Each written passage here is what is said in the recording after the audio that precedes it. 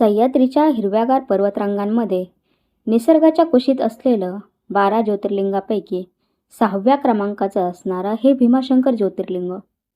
ज्योतिर्लिंग म्हणजे काय तर थोडक्यात ज्योती म्हणजे तेज आणि लिंग म्हणजे महादेवांचं रूप, म्हणजेच भगवान शिवशंकर यांचं दिव्य रूप.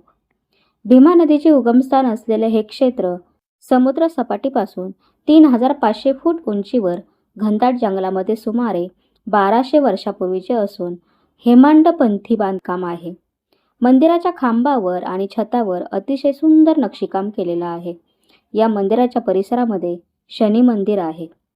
या मंदिराच्या भिंतीवर ब्रह्मा, गणपती, परशुराम यांच्या मूर्ती आहेत. तसेच नंदीची भव्य मूर्ती सुद्धा आहे. मंदिराचे बांधकाम संपूर्ण घडीव आणि ताशीव दगडांमध्ये झालेलं आहे.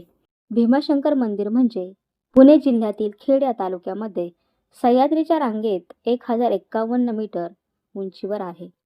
भीमाशंकर मंदिरामध्ये एक लोखंडी ऐतिहासिक घंटा आहे. ही घंटा 1729 मध्ये चिमाजी अप्पांनी पोर्तुगीजांवरील विजयानंतर वसईच्या किल्ल्यामधून आणली होती असं मानलं जातं.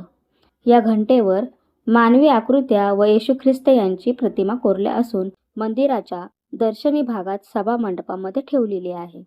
या घंटाचे वजन जवळजवळ 5 मन इतके आहे. या मंदिराचे बांधकाम नाना फडणीसांनी केले. त्यांच्या मृत्यूनंतर त्यांच्या पत्नीने मंदिराच्या कळसाचे काम पूर्ण केले. भीमा नदीचा उगम जवळच झालेला असून या वनाला डाकिनीचे वन असंही म्हणतात. भीमाशंकर मंदिरातून दर्शन घेऊन सरळ पुढे गेल्यावर डोंगरातून एक पायवाट गेले आहे. या पायवाटेने उतरत गेल्यावर गणपतीचे दर्शन होतं. तिथून थोडंसं चालत पुढे गेल्यावर गुप्त भीमाशंकर आहे. तिथे एक पाण्याचा धबधबा तयार झाला आहे व तिथे या खडकांमध्ये पिंड तयार झाली आहे.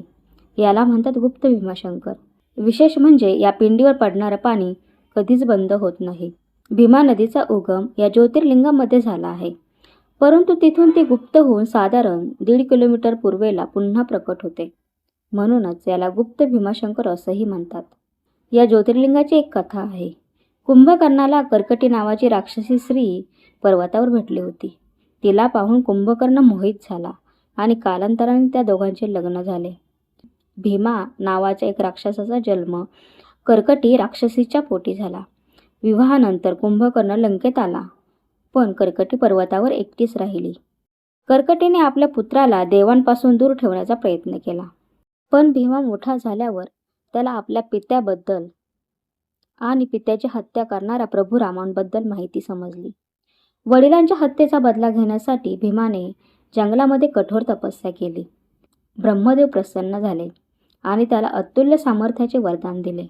त्याने इंद्रदेवाचा पराभव केला.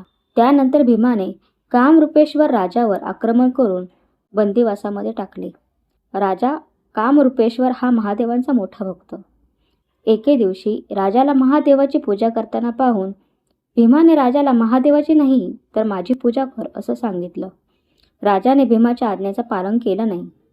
त्याने कारागृहात शिवलिंग तयार करून त्याची पूजा करण्यास सुरुवात केली. भीमाला हे पाहून खूप राग आला आणि त्याने तलवारीने शिवलिंग तोडण्याचा प्रयत्न केला. असं केल्यावर शिवलिंगामधून स्वतः महादेव प्रकट झाले. भगवान शिव आणि भीमामध्ये युद्ध झाले. या युद्धामध्ये भीमाचा मृत्यू झाला. त्यानंतर देवतांनी महादेवाला कायमस्वरूपी येथे वास्तव्य करावे अशी विनंती केली. त्यानंतर शिवलिंग रूपामध्ये या ठिकाणी महादेव स्थापित झाले आणि या ठिकाणी भीमाशी युद्ध केल्यामुळे या ठिकाणाचे नाव भीमाशंकर हे नाव पडले. येथे महाशिवरात्रीला मोठी यात्रा भरते. तसेच श्रावणात भाविकांची खूप मोठी गर्दी असते. व्हिडिओ आवडला असल्यास लाईक करा, शेअर करा, सबस्क्राईब करा. भेटूया आपण पुढच्या व्हिडिओमध्ये. तोपर्यंत धन्यवाद.